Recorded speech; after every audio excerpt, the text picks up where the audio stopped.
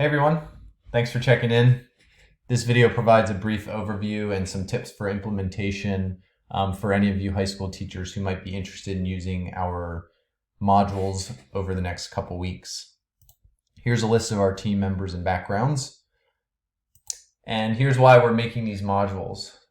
We believe that this is an unprecedented event that requires a shift in physical education instructional focus more towards helping students manage and thrive during these uncertain times. This is a radically different experience for most of you who are used to being in the gym with the students during the school day, and we recognize that. So our intention is to come alongside of you and help you navigate this experience so that you're in the best position to support your students. The approach we're taking is to first and foremost help students reduce their sedentary behavior. Outside of the school building, where there's a lot of built-in physical activity in the form of transitioning between classes, transitioning from the parking lot of the school bus to the school, participating in physical education, the school has a lot of built-in physical activity that the home doesn't, and so we need to help students recognize that and help them first reduce sedentary behavior. Most of that will come in the form of inviting students into engaging, enjoyable, relatable physical activity that they can do at home. What these modules are is a collection of sequential content that can be used during this time of uncertainty, and hopefully the students can use it beyond as well. It proves valuable to them beyond just this experience. If you are watching this video, you've seen the Google Drive. There's 5 folders, each representing a module. The first module has this week's content. There's assessment resources, movement resources, and in the watch, listen, and read folder, this is the content presentation. So the first slide of that has a link to the YouTube version of this, and there's also a link to how to add voiceover. So if you're interested, I would encourage you to add voiceover, delete this slide, and record your own voice on the presentation. There's also a content overview. This gives you a little bit of an idea of what's going to happen over the next couple weeks. If you're looking for where to navigate that from the Google Drive, it's right underneath the content presentation. These modules are not meant to give you an out from planning, creating, instructing, communicating, and modeling, because we don't think that they're necessarily comprehensive. They represent a baseline of content. They represent basic materials that you can use, basic assessments that you can definitely use, and we encourage you to do so, but they're not necessarily tailored to the specific needs of your student and your community. And so we really envision your role as being a teacher. So first, you need to know what the content is in order to be able to sort of curate it and teach it.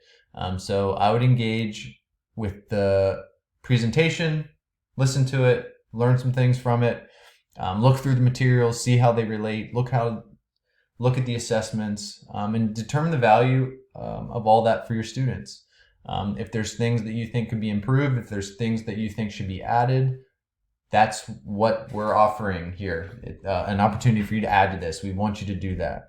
And we want you to support your students' transition to online learning before you even do all of that. Before you start posting things to the learning management system, help students understand why the 10 or 15 minutes of video, the physical activity that you're providing them, how is that valuable?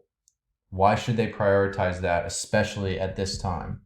And that should be a goal of all of yours, is to support students' transition, because most of them didn't sign up for online physical education. And so help them understand the value of the content. And a lot of that can be done through engaging in continuous communication.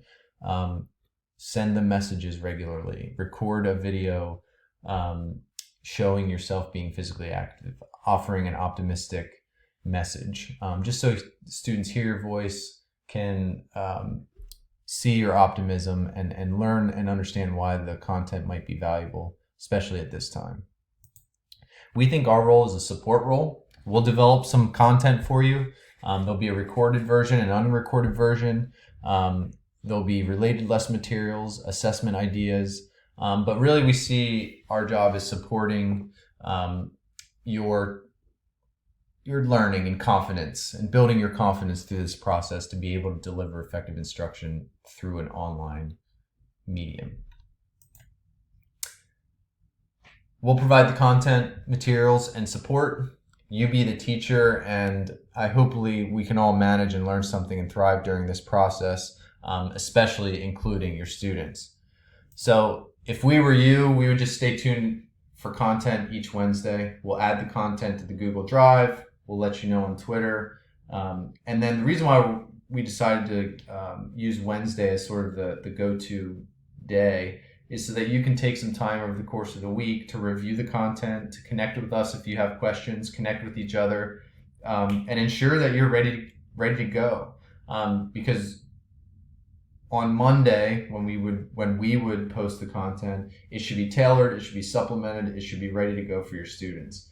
So having that Wednesday day as the go-to day was intentional so that you can kind of use the rest of the week to get ready. So the following Monday, you can put it up on your learning management system and encourage students to engage with it.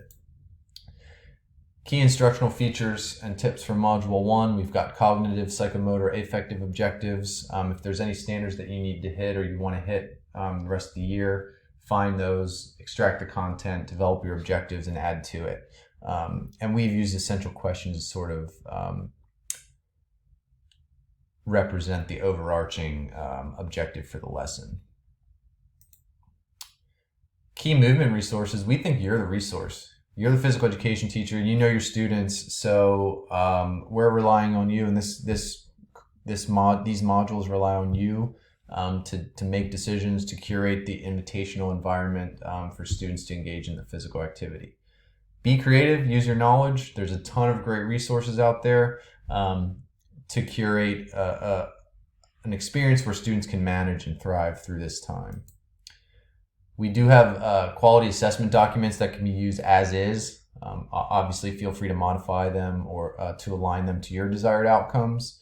They're available in multiple modes. Question bank is meant for you to sort of identify key questions that you think are important.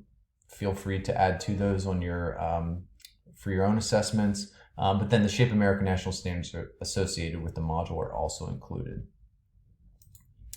You can access the module materials, make a copy from the Google Drive of select materials, or you can download them and save them locally so you can use your own local learning management system.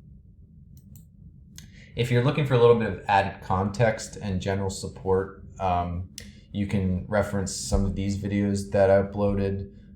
That'll give you a little bit more background and some general design insight if you're interested. Like I mentioned before, there's a link to how to add voiceover in iMovie. If you have iMovie, you can use that as a guide for when you decide to add your own voice over one of the modules, at least one of the modules, right? But really, we hope that you enjoy this process. Many of you are doing online PE when you thought you never would. You're using technology when you never thought you would. And so kudos to you for jumping, trying to make the students experience the best experience, the most enriching experience. And so we also think this is a learning time for you. And so hopefully you'll enjoy it. Don't forget to practice self-care during this time. And we really do wish all of you the best as you try this out. Make it your own, and we'll check back in next week with some new content. Take care.